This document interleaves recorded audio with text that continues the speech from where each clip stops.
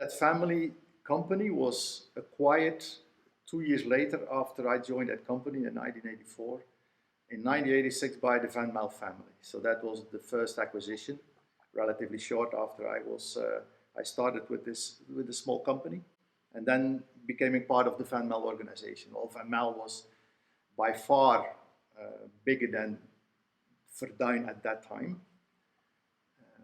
but it was also a family-owned company. So basically, those two elements, family-owned company, small or bigger, was very compatible from, let's say, how the business was operated. No stock exchange, so you had, let's say, not the mandatory reporting, the financial producing numbers. It was all about the business. And then in 2001, the acquisition of Perfetti came, where the Italian organization Perfetti was becoming the owner of the Van Mel assets. And then the new entity, Perfetti Van Mel, stood up in 2001.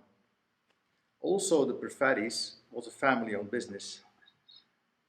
So also there was, let's say, in a sense of operating the business, not a real big difference in that sense. But the big difference that we discovered quite soon was the innovative character of the Perfetti organization. So what I believe, and I think if we can look back in history, that acquisition was extremely successful because mapping those two pieces of DNA was extremely complementary in the sense that Perfetti needed structure to grow, which Van Mel had, but they also had their own innovation to fuel that growth. What the most important thing was making this transition and this acquisition a success was that the Perfetti organization took 2 to 3 years to merge the cultures. So it was not like they were parachuting down people in our organization and say, now, this is now Perfetti Van Mel, this is the way we're going to work. No, they had mutual respect for each other and how we were operating, raised and doing business, and how they were operating, raised and doing business. And I think that was a tremendous successful formula for success, and we are successful in that sense. All of a sudden we started to branch stretch, Mentos on the gum, unthinkable in the Van Mel era, but Perfetti did it, extremely successful. So that transition, that merger, and I don't even call it change management, the way that we got those 2-3 years to, let's say, start to learn to work with each other, and making that synergy successful was basically more or less a natural process, remarkable, because that is something which I think you will hardly find in business. If you have merger or acquisitions, that basically it's from one day to another, people are dropping in, this is how we are going to work as of today. And that was not what they have been doing. That gradually merging of cultures was very successful, and it's also highly appreciated.